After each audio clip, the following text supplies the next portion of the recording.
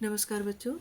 सुदामा चरित खंड काव्य के इस पद में जो प्रसंग है वो इस प्रकार है कि सुदामा जी जब अपने नगर के निकट पहुंचते हैं तो अपने नगर के बदले हुए स्वरूप को देखकर वो अत्यंत भ्रमित हो जाते हैं।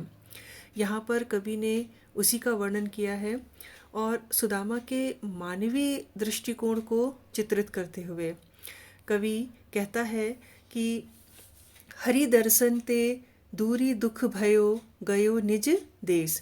कि हरि दर्शन ते दूरी दुख भयो, कि कृष्ण के से दूर जाने का जो दुख था, अर्थात द्वारिका में कृष्ण को छोड़कर आने का जो दुख सुदामा जी को था, गयो निज देश, अपने नगर के निकट पहुंचने पर अपने नगर को देखकर उनका वो दुख जो है वो समाप्त हो जाता है। सुदामा जी जब अपने नगर के निकट पहुंचते हैं तो वहाँ पर वो कृष्ण से अलग होने का जो उनको दुख हुआ था, मित्र को छोड़ के आने का, वो अपने गांव या देश आने पर, अपने नगर के निकट पहुंचने पर समाप्त हो जाता है। गौतम ऋषि को नाव ले कीन्हो नगर प्रवेश, और तब वे गौतम ऋषि का नाम लेकर अपने नगर में प्रवेश करते हैं। यहाँ पर एक बात जानना आप लोगों के लिए आवश्यक है कि हमारे समाज में ये ऐसी मान्यता है कि यदि किसी अपरिचित नगर में प्रवेश करें और उससे पूर्व गौतम ऋषि का नाम लिया जाए, उनका स्मरण किया जाए, तो उस नगर में प्रवेश करने से कोई अनिष्ट नहीं होता।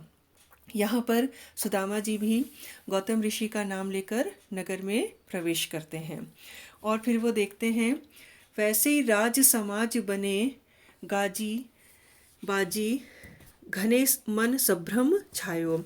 और फिर नगर के में प्रवेश करते समय वो देखते हैं कि वैसे ही राज समाज बने, वैसे ही कैसे, द्वारिका जैसे, कि जैसे द्वारिका में राज वैभव था उसी प्रकार यहाँ पर भी द्वारिका के समान ही राज वैभव बना हुआ है।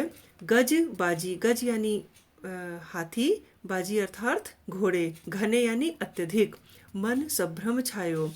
और वो देखते हैं कि यहाँ पर ये भी द्वारिका के समान यह नगर भी उतना ही वैभवशाली है, अत्यंत सुंदर है। अनेक हाथी घोड़े यहाँ पर हैं और यह देखकर उनके मन में भ्रम छा जाता है और वे सोचने लगते हैं, वैसे ही कंचन के सब धाम हैं, द्वारिके माही मनो फिरी आयो। और फिर सोचते हैं कि जैसे द्वारिका में सोने के भवन थे, धाम थे, महल थे, वैसे ही यहाँ पर भी उनको सब दिखाई देते हैं।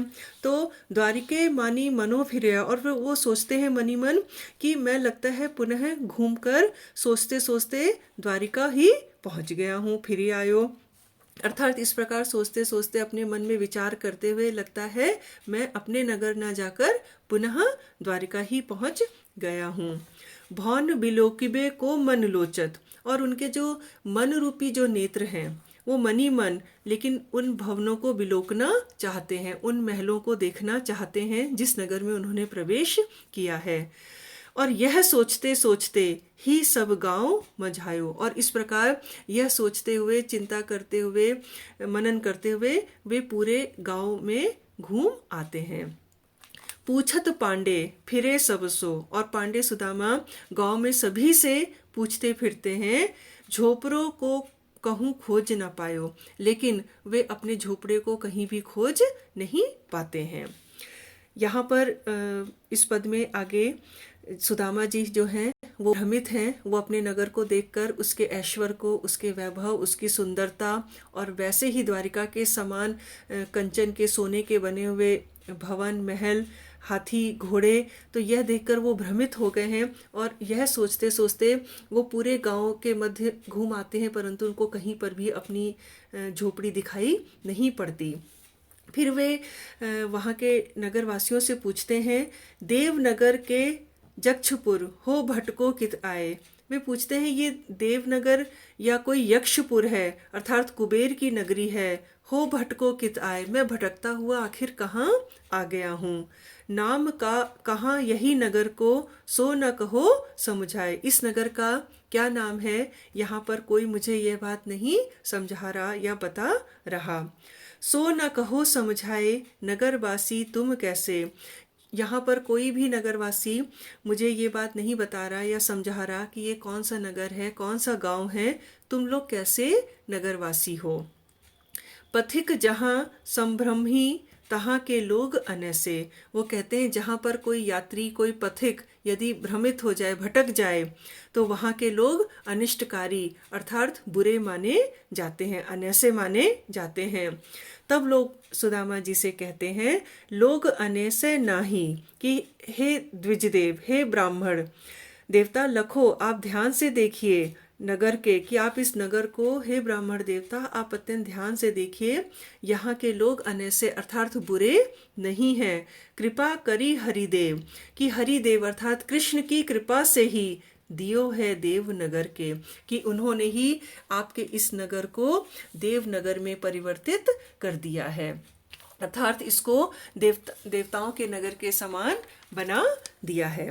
यहाँ पर उन्होंने सुदामा जो हैं कृष्ण के इस प्रकार के दान से पूर्ण रूप से अनभिज्ञ थे, और वे इस बात को नहीं जानते थे कि अप्रत्यक्ष रूप में कृष्ण ने उन्हें सब कुछ दान में दे दिया है। तो यहाँ पर कवि ने सुदामा के इसी मानवीय दृष्टिकोण का उल्लेख किया है, और साथ ही नगर में को वो जो जिस प्रकार द्वारिकापुरी ही समझ बैठते हैं, उनके इस भ्रम का बड़ा सुंदर चित्रण किया है, उनके संदेह का बड़ा सुंदर चित्रण किया है। आगे बच्चों इसके अगले क्रम में। धन्यवाद।